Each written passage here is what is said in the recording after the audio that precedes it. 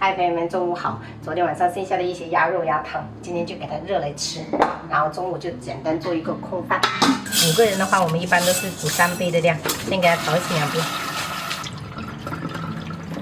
锅里提前烧水哈，把这个大米放上去，给它煮到半生。煮的过程当中，我们就尽量就是中途搅一下哈，不然的话很容易粘锅的。趁这个时间，我们就摘点四季豆，这个做空饭的话很好吃。 再准备一个土豆，然后削皮，把它这样子给它切一切。每次做空饭我都是加这2个配菜，感觉比较好吃。我3姐姐比较喜欢吃这种厚切培根，然后朋友们也可以用家里面那种老腊肉做，或者五花肉都行，切成厚一点的片啊，等一下吃起来很有肉感。这是昨天生日宴剩下的一些五花肉。 然后不要浪费了，跟它一起放下去，先把它捞起来，把这个水分给它过干。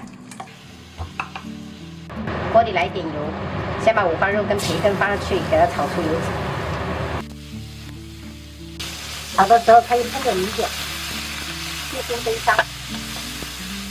这是我们家里面唯一的这个料头了，加点这个葱白，因为今天没有出门吃买菜，中午就是吃这些剩菜。 这五花肉也差不多了，朋友们。这个时候我们再烧这个豆角，先把这个蔬菜给它炒一炒，吃一下这个猪油，等下空出来会比较香，比较好吃。这些培根的香味都出来了。然后我今天是用的这一个米汤哈，一点点就可以了，给它铺开，尽量这样给它铺平整。接着准备一个筷子哈，给它插一些孔。 让它收入均匀。好，接下来我们就盖盖子了哈，然后调中小火，给它煮个5分钟。另外一个锅我们就可以把这个鸭汤给它热起来了哈。好了，5分钟的时候，我们就用铲子给它翻，看一下，哇，一定要这样子给它翻拌均匀。调味就很简单，就来点盐，然后松茸先来一点。 注意了，朋友们，不是生抽哈，用酱油，酱油味道比较香，然后给它拌均匀。接着我们再压实，这样子给它铺开，然后盖上盖子。这个时候我们就调最小火，这个就跟做煲仔饭一样，就是要稍微动一下锅子哈，不然的话中间很容易糊。虽然我们是想让它锅巴，但是是要均匀的锅巴。这个空饭其实我前几天就给我3姐姐做了，他们都觉得那个米饭不够软，所以这一次我就做的比较偏软。用米汤做的话，肯定会米香味比较浓。好了，时间到了，看一下，我就是用小火煮了8分钟，像这样，表面的水汽也差不多蒸发了，看一下底下有没有锅巴，见证奇迹的时刻。哎，有，但是不多。哎，有锅巴，有锅巴，哎，成功。小时候我是不喜欢这种锅巴，但是我3姐姐好喜欢。可以了，就这样子，拌拌均匀就可以开吃了。这一次这个米饭就会比较软糯一点。姐姐，快点！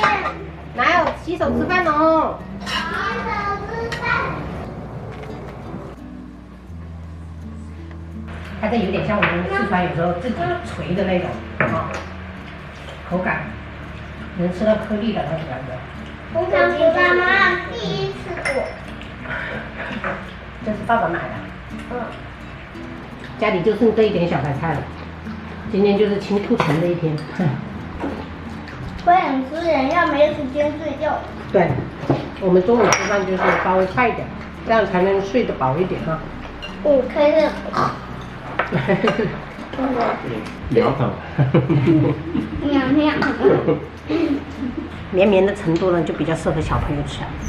那如果自己想要吃那种粒粒分明，就把那个米饭煮时间短一点，然后做出来就是粒粒分明的。这是鸭屁股。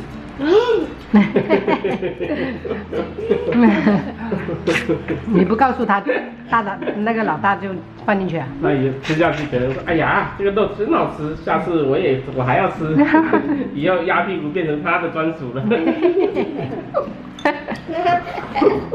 这周我们吃了好多培根了，冰箱就只剩1条了。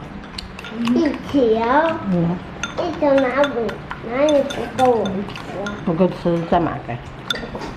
主要是这种饭拌辣椒真的太好吃了，有一种小时候的感觉。小时候你就这样子吃吗？